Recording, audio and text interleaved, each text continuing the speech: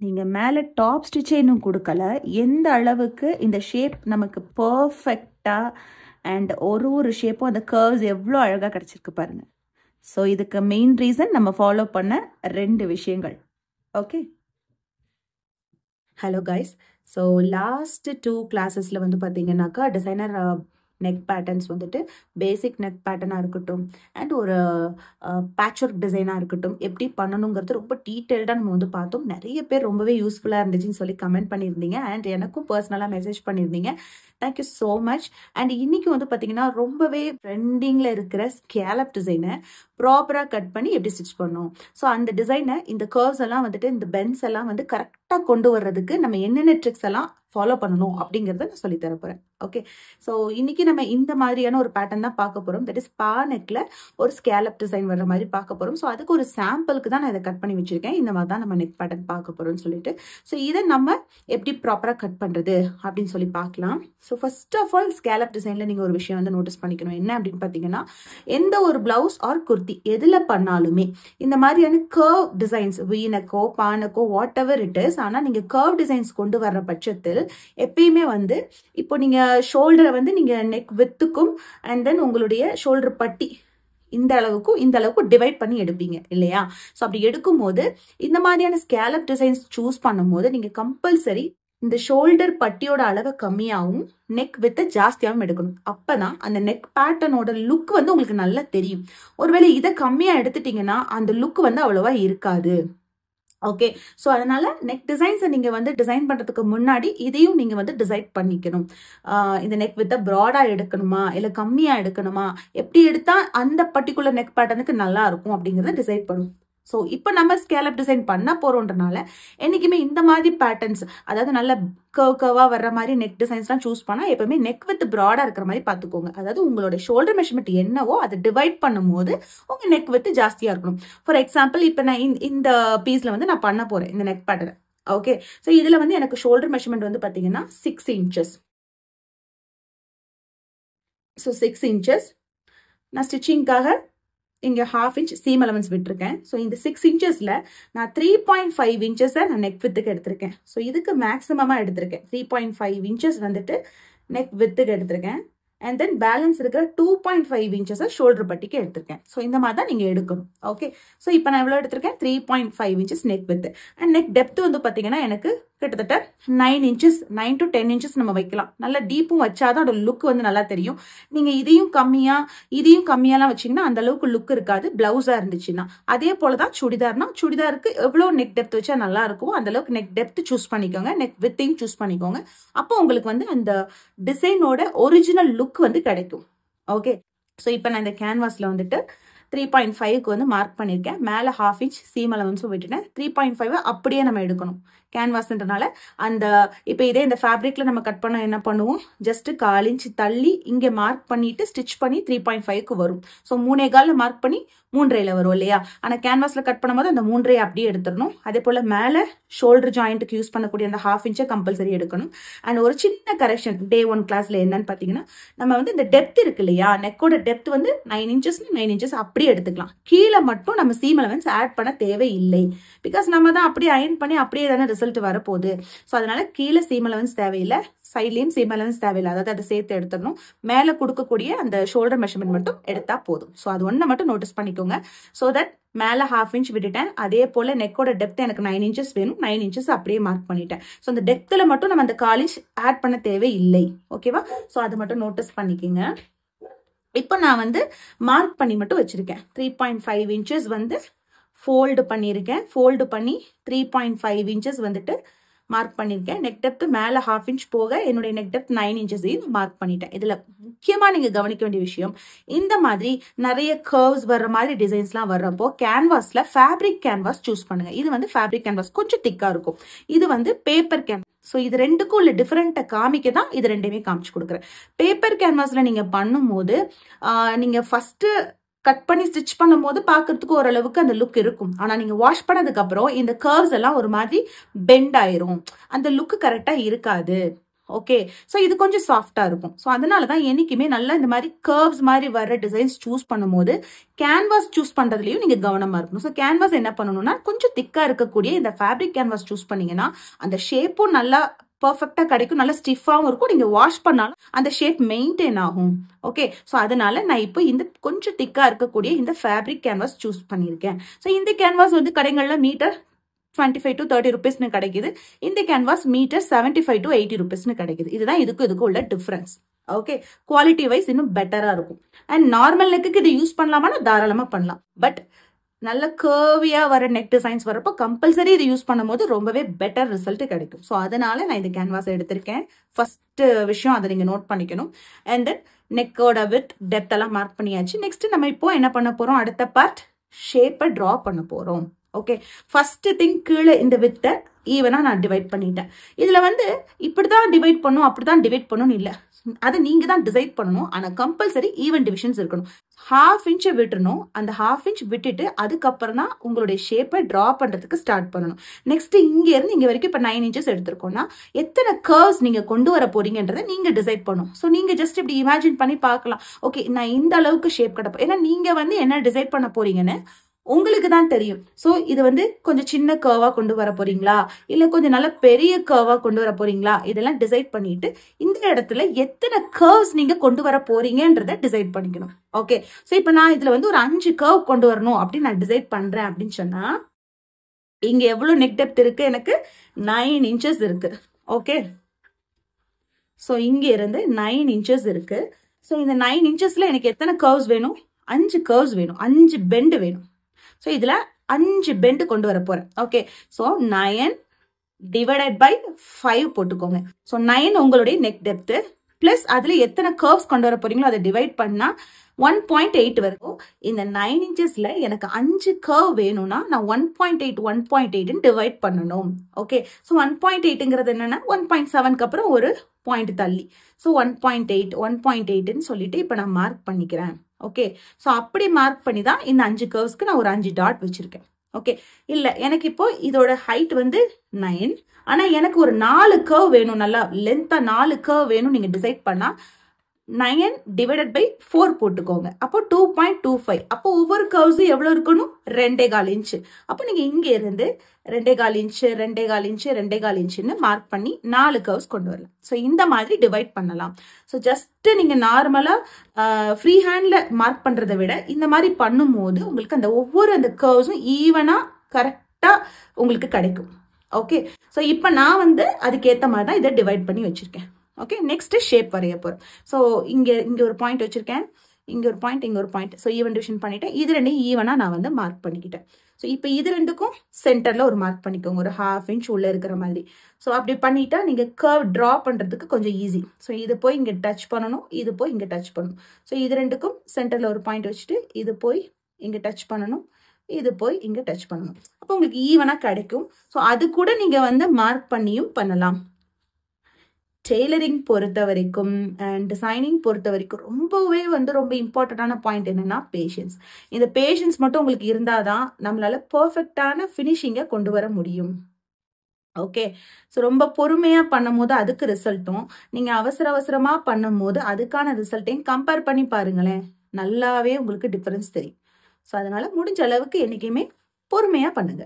Okay, இவ்வளோ ஸ்டெப்ஸை follow பண்ணுமா அப்படின்னு நினைக்கிறதுக்கு பதிலாக இதெல்லாம் ஃபாலோ பண்ணாதான் நமக்கு பெஸ்ட் ரிசல்ட் கிடைக்கும்ன்றது நீங்க மைண்ட்ல வச்சுக்கிட்டீங்கன்னா நீங்க கண்டிப்பா வந்து இவ்வளோ ஸ்டெப்ஸ் ஃபாலோ பண்ணுமான்னு யோசிக்க மாட்டீங்க. ஓகே, நான் ஆல்ரெடி சொல்லியிருக்க மாதிரி ஃப்ரீ ஹேண்ட்ல வரையணும்னு அவசியம் கிடையாது.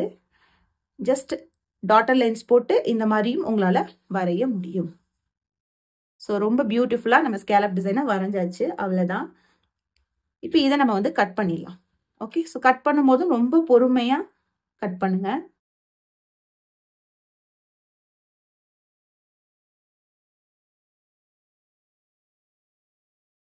ஸோ இந்த கார்னர்ல அவ்வளோ கர்வி வேணாம், நான் இந்த கொஞ்சம் இப்படி ஸ்டாப் பண்ணிக்கிறேனாலும் தாராளமா பண்ணலாம். ஓகே,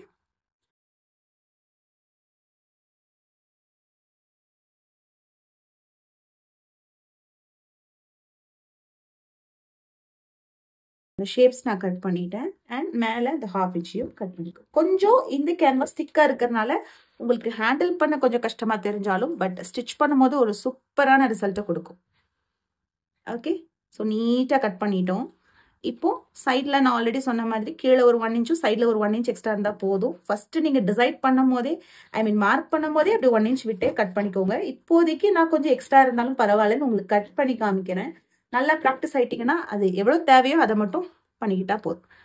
எப்பயும் போல் இப்போ இந்த ஷேப்ஸ் எல்லாம் கட் பண்ணிட்டோம். அண்ட் தென் சென்டர் நாட்ச் கொடுத்துக்கோங்க. இதில் இன்னொரு மெத்தட் சொல்லித்தர போகிறேன். கேன்வாஸை வந்து நம்ம லைனிங்கில் அயன் பண்ணியும் ஸ்டிச் பண்ணலாம். இப்போ நம்ம அப்படி தான் பண்ண போகிறோம்.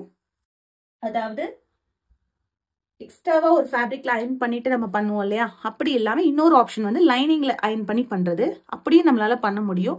பட் ஒன் திங் என்னன்னா, உங்களுடைய மெயின் பீஸ் டிரான்ஸ்பரண்டா இல்லை அப்படின்னா மட்டும் அதை சூஸ் பண்ணிக்கோங்க.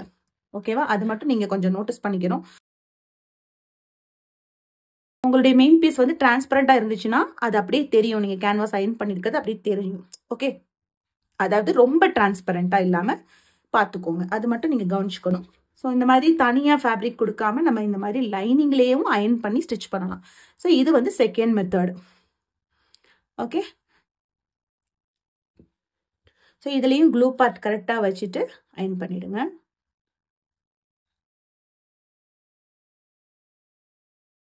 ஸோ ஃபஸ்ட்டு சென்டர் கரெக்டாக வச்சுட்டு, சென்டர் கரெக்டாக அதில் லைன் இருக்குது. அப்படி லைன் இல்லைன்னா நீங்கள் சென்டர் கம்பல்சரி லைன் போட்டு சென்டர் டு சென்டர் கரெக்டாக இருக்கான்னு பார்த்து அயன் பண்ணணும். ஓகே, ஸோ ஃபஸ்ட்டு சென்டர் போர்ஷனை அயன் பண்ணிவிடுங்க. இதில் நல்லா கொஞ்சம் ஹீட் கொடுங்க, ஏன்னா இது கொஞ்சம் ஸ்ட்ராங்காக இருக்கும் இந்த கேன்வாஸ். அதனால நல்லா கொஞ்சம் ஹீட் கொடுத்து அயன் பண்ணுற மாதிரி பார்த்தோம். ஸோ ஒரு சைடு சென்டரை வந்து பிளேஸ் பண்ணதுமே இன்னொரு சைடை நீட்டாக அயன் பண்ணிடுங்க. ஸோ இந்த கேன்வாஸ் கொஞ்சம் திக்காக இருக்கும், அதனால நீங்கள் கொஞ்சம் அயன் பண்ணிக்கலாம், ஒன்றும் ஆகாது. பேப்பர் கேன்வாஸில் நம்ம வச்சு தான் எடுப்போம். இது நம்ம கொஞ்சம் அயன் பண்ணாலும் ஒன்றும் ப்ராப்ளம் இல்லை, ஏன்னா கேன்வாஸ் நல்லா திக்காக இருக்கும். ஸோ அவ்வளோ சீக்கிரம் உங்களுக்கு கேன்வாஸ் வந்து டேமேஜ் ஆகாது. ஓகே, நல்லா கொஞ்சம் ஹீட் கொடுத்து தான் அயன் பண்ணுற மாதிரி இருக்கும்.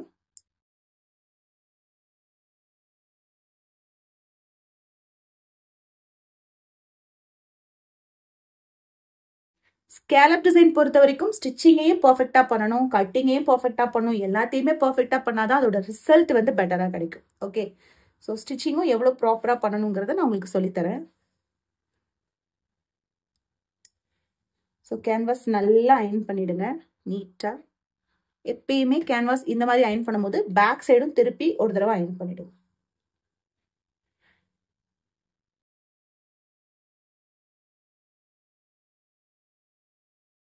இப்போ நீட்டாக கட் பண்ணி அயன் பண்ணிட்டோம். இதை எப்படி ஸ்டிச் பண்ணுறதுன்னு இப்போ பார்க்கலாம். ஸோ இப்போ வந்து இந்த நெக் பேட்டர்னை எப்படி ஸ்டிச் பண்ணுறதுன்னு பார்க்கலாம். ஸோ ஃபர்ஸ்ட் ஆஃப் ஆல் கேன்வாஸை லைனிங் மேலே அயன் பண்ணியிருக்கறனால இந்த கேன்வாஸோட கார்னரில் ஒரு ஸ்டிச் கொடுத்து ஃபினிஷ் பண்ணிக்கோங்க.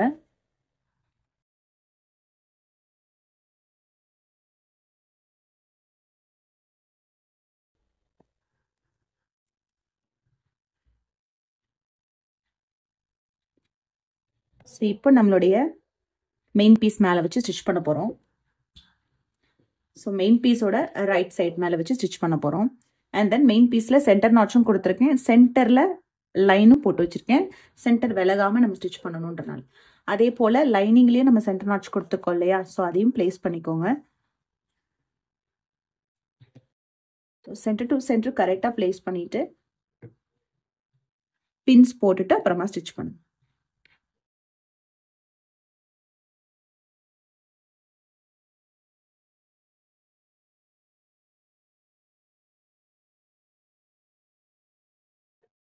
ஸ்கேலப் டிசைன் பண்ணும்போது நீங்கள் முக்கியமாக கவனிக்க வேண்டிய விஷயம் என்னன்னா ஸ்டிச்சோட சைஸ்.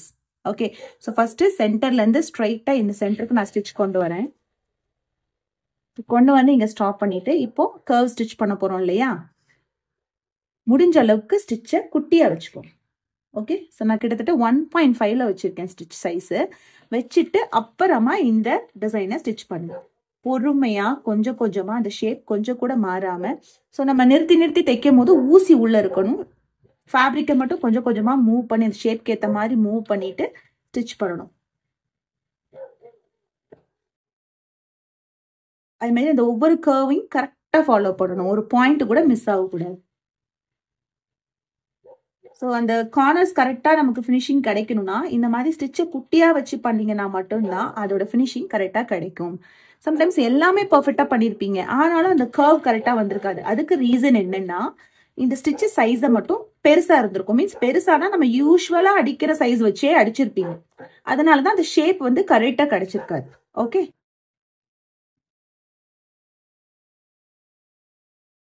இப்போ நான் ஸ்டிச் பண்ணி காமிச்சிட்டு உங்களுக்கு அந்த ஷேப் காட்டுறேன் பாருங்க, எவ்வளோ பர்ஃபெக்டாக அந்த ஷேப் வருதுன்னு பார்க்கலாம்.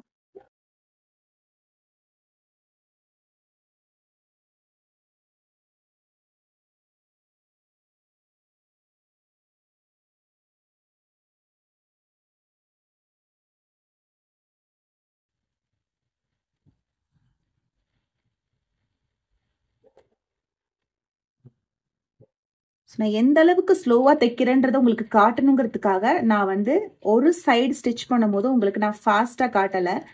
எவ்வளோ ஸ்லோவாக ஸ்டிச் பண்ணுறேங்கிறத நீங்கள் நோட்டீஸ் பண்ணிக்கோங்க. இந்த அளவுக்கு ஸ்லோவாக தான் ஸ்டிச் பண்ணணும், பொறுமையாக ஸ்டிச் பண்ணணும். பொறுமை ரொம்பவே அவசியம்.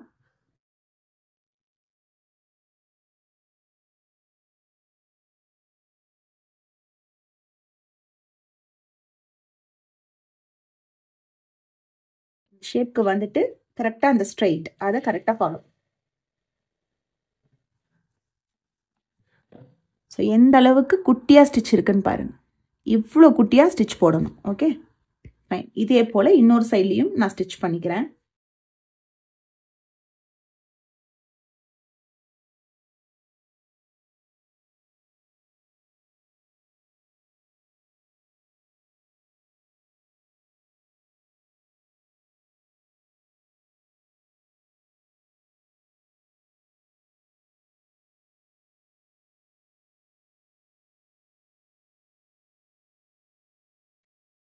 ஸோ சென்டர் வந்ததும் அடுத்த ஷேப்பில் சும்மா ஒரு 2 ஸ்டிச் லைட்டாக கண்டினியூ பண்ணி அதுக்கப்புறமா ஸ்ட்ரைட்டாக கொண்டு. இப்போ நான் ஸ்டிச்சை பெருசு பண்ணிட்டேன்.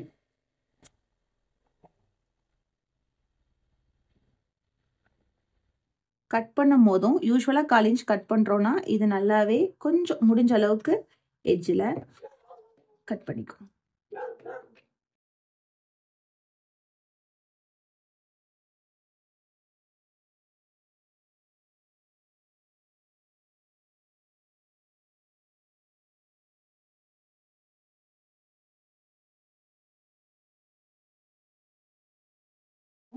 இப்போ வந்து ஒவ்வொரு கார்னர்ஸ்லையும் கட் பண்ணணும். அதே போல் இங்கேயும் முடிஞ்ச அளவுக்கு பக்கத்தில் நாச்சஸ் கொடுத்துருங்க. ஆனால் ஒவ்வொரு கார்னர்ஸ்லையும் கம்பல்சரி கொடுக்கணும். அண்ட் பக்கத்தில் நாச்சஸ் கொடுக்குற மாதிரியும் பார்த்துக்கோங்க. இது மாதிரி ஃபுல்லாக நாச்சஸ் கொடுக்கணும், எட்ஜு வரைக்கும் நாச் கொடுக்கணும். ஆனால் அந்த ஸ்டிச்சை மட்டும் கட் பண்ணிடக்கூடாது. ஓகே,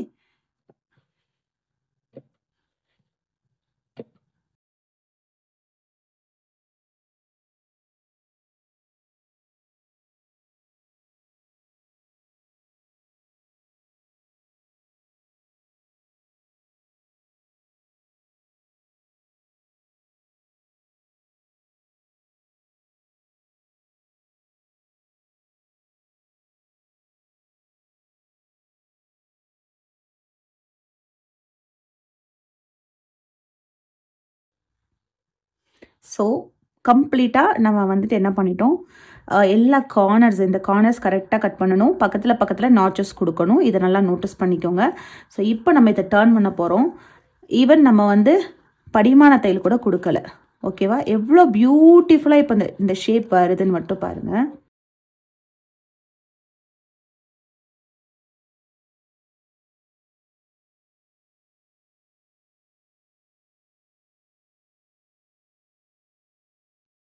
நீங்கள் மேலே டாப் ஸ்டிச்சே இன்னும் கொடுக்கல, எந்த அளவுக்கு இந்த ஷேப் நமக்கு பர்ஃபெக்டாக அண்ட் ஒரு ஷேப்பும் அந்த கர்வ்ஸ் எவ்வளோ அழகாக கிடச்சிருக்கு பாருங்கள். ஸோ இதுக்கு மெயின் ரீசன் நம்ம ஃபாலோ பண்ண 2 விஷயங்கள். ஓகே, ஸோ நான் சொல்லிக் கொடுத்த இந்த ட்ரிக்ஸ் எல்லாம் நீங்கள் ஃபாலோ பண்ணி நீங்கள் ஸ்கேலப் நெக் டிசைன் பண்ணும்போது இந்த மாதிரி பியூட்டிஃபுல்லான ஒரு ஃபினிஷிங் உங்களுக்கு கிடைக்கும். ஈவன் மேலே டாப் ஸ்டிச் கொடுக்காம. ஸோ இதுக்கு மேலே நீங்கள் டாப் ஸ்டிச் கொடுத்துக்கலாம். ஃபர்ஸ்ட் ஆஃப் ஆல் ஒரு தடவை நம்ம அயன் பண்ணிவிட்டு அதுக்கப்புறமா டாப் ஸ்டிச் கொடுத்து ஃபினிஷ் பண்ணிக்கலாம். யூஸ்வலாகவே எந்த ஒரு நெக் பேட்டர்னையும் ஸ்டிச் பண்ணி முடிச்சோடனே ஒரு தடவை நீட்டாக அயன் பண்ணிவிட்டு அதுக்கப்புறமா நீங்கள் மேலே டாப் ஸ்டிச் கொடுங்க. அப்போ உங்களுக்கு இன்னும் பெட்டராக இருக்கும்.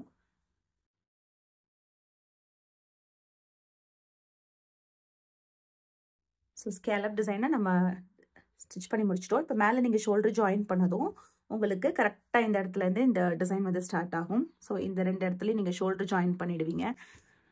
அப்போ உங்களுக்கு பர்ஃபெக்டாக அந்த டிசைன் வந்துட்டு உங்களோட நெக்லேருந்து ஸ்டார்ட் ஆகும். ஸோ ரொம்பவே பர்ஃபெக்டாக அண்ட் பியூட்டிஃபுல்லாக ஸ்கேலப் டிசைனை வந்து நம்ம கட் பண்ணி ஸ்டிச் பண்ணிட்டோம். ஸோ நீங்களும் இதை ட்ரை பண்ணிவிட்டு எனக்கு ஸ்டிச் பண்ணி பிக்சர் ஷேர் பண்ணுங்கள். ஸோ நம்மளோட யூடியூப் சேனலில் வந்துட்டு உங்களுக்கு கம்யூனிட்டி பட்டன் சொல்லி ஒன்று இருக்கும், கம்யூனிட்டி டேப் இருக்கும். ஸோ அதை கிளிக் பண்ணிங்கன்னா நீங்கள் பண்ணுற ஒர்க்ஸ் எல்லாம் எனக்கு ஷேர் பண்ணலாம், நீங்கள் போஸ்ட் பண்ணலாம். ஸோ நானும் அதை பார்ப்பேன். ஸோ நீங்கள் நம்மளுடைய வீடியோஸ் பார்த்து ட்ரை பண்ண ப்ளவுசஸ் எல்லாத்தையுமே நீங்கள் அதில் போஸ்ட் பண்ணுங்கள். மற்றவங்களுக்கு அது ரொம்பவே யூஸ்ஃபுல்லாக இருக்கும். So most trending scallop design எப்படி ப்ராப்பராக கட் பண்ணி ஸ்டிச் பண்ணணும் அப்படிங்கிறத நான் உங்களுக்கு சொல்லி கொடுத்துருக்கேன். ஸோ நம்மளுடைய கிளாஸஸ் எல்லாம் உங்களுக்கு ரொம்பவே பிரயோஜனமாக இருக்குது நீங்கள் நினச்சிங்கன்னா நம்மளுடைய சேனலை நீங்கள் சப்ஸ்கிரைப் பண்ணி வச்சுக்கோங்க. இன்னும் எக்ஸைட்டிங்கான வீடியோஸ் கிளாஸஸ் எல்லாம் உங்களுக்காக வரப்போகுது. ஸோ கீப் வாட்சிங்.